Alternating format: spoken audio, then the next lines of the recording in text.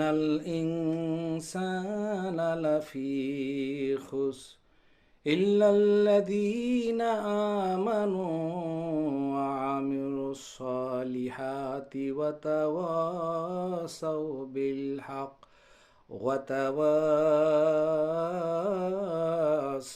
বিস সাবর। আল্লাহ তাআলা সূরা আসরের মধ্যে বলেন, ওয়াল আসরি ইন্নাল ইনসানা লাফি খুসর, নিশ্চয় মানুষ ক্ষতিগ্রস্ত।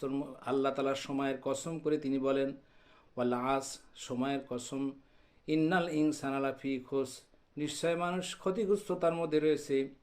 কিন্তু তারা নয়, ইল্লাল্লাযীনা আমানু, যারা ঈমান এনেছে, ওয়া আমিলুস সলিহা, এবং তার সাথে সাথে ন্যায় আমল করেছে, ওয়া তাওয়াসাউ বিল হাক্কি ওয়া তাওয়াসাউ বিস সাবর, তারা আল্লাহ তাআলার হক পথের উপর প্রতিষ্ঠিত রয়েছেন এবং তাদের উপরে এই হকের উপর প্রতিষ্ঠিত জীবন যাপন করতে গিয়ে অনেক তাদের নির্যাতন নিপীড়ন যখন তাদের উপরে চেপে বসে, এই পরীক্ষায় তারা এইভাবে করে সবর ইখতিয়ার করেন, সবরের ধৈর্যের পরিচয় দেন, এবং তারাই একমাত্র হকের উপর থাকে যারা সবর ইখতিয়ার করতে পারে। এই জন্য আমাদের সময়গুলি আল্লাহর সময়ের কসম করলেন সূরা আসরের মধ্যে।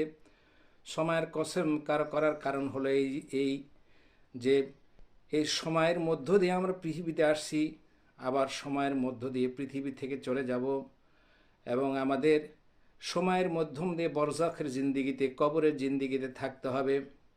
কিতাবের মধ্যে লেখেন, হাদিস শরীফের মধ্যে লেখেন, যাদের হজরতে সৈয়দানা ইসরাফিল আলাইহিস সালাম যখন আল্লাহর হুকুমে, সূরা হজের প্রথম দিকে বলেন যে আল্লাহ তাআলা যখন হজরতে সৈয়দানা ইসরাফিল আলাইহিস সালামের যখন সিংহায় ফুঁক দিতে বলবেন, তখন জালজালাতা শাআতা শাইউন আজিম, গোটা পৃথিবী কম্পনে প্রকম্পিত হবে, এবং এইভাবে করে কমপক্ষে বহুদিন পর্যন্ত থাকবে কবরের জিন্দিগিতে।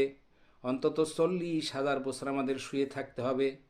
সকালবেলা যার মৃত্যু হয়েছেন, বৈকাল আসতে আসতে ইসরাফিলের সিংহায় ফুৎকার দেওয়া পর্যন্ত কমপক্ষে পৃথিবীর শেষ যিনি মৃত্যুবরণ করবেন, তাকে 40,000 বছর কবরে থাকতে হবে।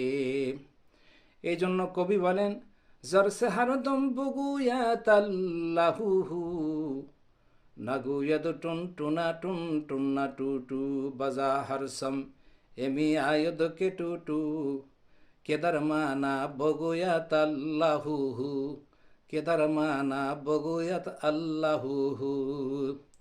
ঘড়ি টিন টিন টুক টুক শব্দ করে না,